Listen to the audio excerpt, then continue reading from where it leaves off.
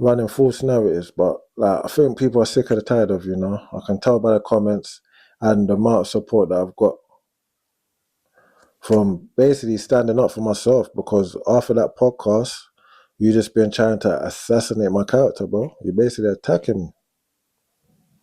We know where, but we don't need to say where, yeah? Let's get back to the story now, yeah? He claimed that you was in Fulton Heath, you had the ends locked down, you and your batch XYZ, yeah? I'm not gonna discredit that, bro, because I wasn't around them time there to say so. But what I do know is that you did get banged in your face by a temp man, and you did get banged in your face by Ilyas and Yahi's local brother, by Fulton Heath Clock Tower, and you ran off, you ran away. That's what I do know, yeah? I've never lived in Fulton Heath, bro, ever in my life. And I've never lived in Gypsy ever in my life. So when you say I'm from your ends, what are you talking about, bro? Where? Where? Because you're not from Croydon, bro. You're from Fulton Heath, Gypsy Hill. Yeah? When I say Croydon, I don't mean the borough. I can't speak for the whole borough. Nor can you. Yeah, I can speak for Croydon, the town centre, South Croydon, West Croydon, because that's where man was. Yeah? Also, I grew up in Adderton. Whoop-de-doo. I lived in Addington actually for 3 years, bro. I lived in Addington for 3 years of my life. You said that I don't know Conan, like older Conan. He went to my school, bro. I went Selden High, you never. So how can you tell me?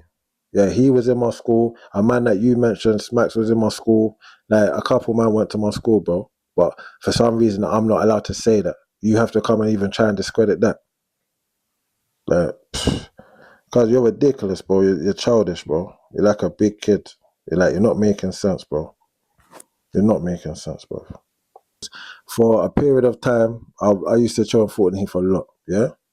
We used to go to P Dubs' house, and we used to chill. He had a studio in his bedroom, and we used to chill there nearly every day, yeah? And lo and behold, who was there chilling with, man, bro? Heathset, bro. MDS, bro. LMD, bro. SMN, bro. Do you know what I'm saying? So even though you never saw man about, these are people that you're well familiar with. They did. Do you understand? And even though I was from Croydon, most of them showed man love, bro. Do you understand? I've never had an issue with none of them. No one's ever violated or none of that. Do you understand? No have you, so I don't know. But man definitely was there, and so was they. Do you understand? And if they're real niggas, they can put a testament to that. Do you understand? Cool. Even Riggs, bare man from Heath was there, but you wasn't, bro. Yeah, so I don't know what you're talking about. But the times that you are talking about these gang wars and you done this and that, I definitely wasn't there, bro. Because I'm still confused on what orders you're talking about, broski. Big man thing. I'm very confused, bro. Now, I think because I said Cast, you jumped on that bandwagon. Cast is my dog, yeah? I haven't seen him for years, but he's still my dog now. Because if I see him, I'm alien him. It's love, bro. Do you understand? But because I said that, you seem to think that I'm claiming a gang, a dirty 30, which I never said. And those are the orders that you seem to be talking about. And anyone, they will tell you I've never been a part of them, bro. So, yeah, drop that, leave that out, bro. That narrative's stale, bro. Like, you're just hearing things on the podcast and remixing it to suit your local narrative, bro. Like, classic character assassination, bro. That's a weapon that you're well versed in by now. Yeah? Definitely. You're just self-projecting. That's all you do, bro. 100%. Let's get to the snitching now, because you are a snitch, fat boy. Jiggles, wiggles, whatever you want to. You get me? You're definitely a snitch. You snitched on Sean Ramsey, yeah? David Ramsey and Tyrone Bailey, yeah? You also turned up, I'm not sure if it was his parole or his appeal, yeah? But you reiterated your statement, yeah? And made sure that a man never got home early, bro. That's what you done later on in your teens or in life, in your 20s, I think it was, bro. Yeah, you done that. So my man ended up spending more time in jail, and he passed away not too long after being released. R.I.P. R.I.P. to everyone involved in that case, yeah? Even the initial victim. R.I.P. to everyone. But yeah, you snitched and then you reiterated and stopped a man getting free. But by this time, you're supposed to be what? A banger, a bad man, a sellout, or what? I can't remember because you said so much things. You say you had no orders, but then you say, I was that young ching. I was that young ching. You get me? So I'm confused. You just contradict yourself, bro. But the rumor was on the end for a long time that you phoned Crime Stoppers. Crime Stoppers. That was the big rumor because I wonder how that come out. But obviously, you can't really prove if a man's phone Crime Stoppers. They keep their thing hush hush. Do you know what I'm saying? You get the client confidentiality or whatever's going on over there. So we don't know how you initially contacted the police, if it was from Crime Stoppers or not. Yeah, but you did contact the police and you gave numerous statements, bro. Yeah, and you like to say, oh, man's running a narrative about I sent man jail. Bro, this is what you done, yeah? You informed to the police. That's what you done. You told the police information that can help in getting a conviction, bro. Yeah, and forget even that. You spoke to police on a crime. That's what you done. Just focus on that, yeah? That's snitching. That's informing, yeah? That's what you done. So forget all this, this fake narrative. There's no fake narrative, bro. Yeah, you're a snitch, a fat snitch, bro. Yeah? Sweated, wig, jiggles, yeah? Disgusting work. Master Splinter, finest apprentice. Trust me. So let's skip to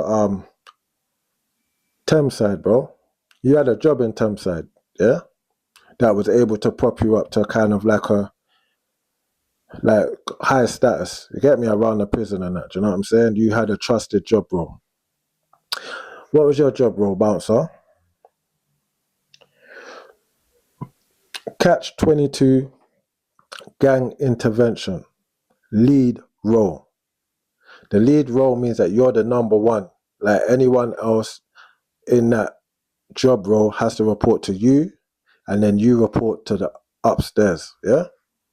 That's how it's done in prison. But who was upstairs in Catch 22, bro? Who was upstairs? Trident. Operation Trident, bro. Yes, Operation Trident work with Catch 22. Yeah, they have officers in the jail that relay information and work with external services, i.e. Metropolitan Police and probation. Yeah? Look, I'm going to put all the proof here, all the receipts, bro. That was your job, and you was number one. So you reported to them directly. Yeah?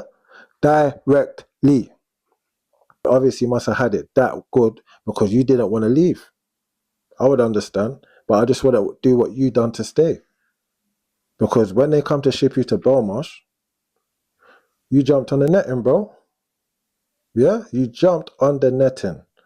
You jiggled on the netting, bro. Crazy work. Crazy work.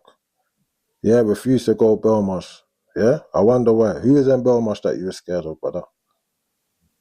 Crazy. Now you're always putting bad lights on rappers and chatting rappers' business and trying to pop down their careers and that, but we know that you try to be a rapper, Bounce. Dogs, man, talk about bounce to the bad breed.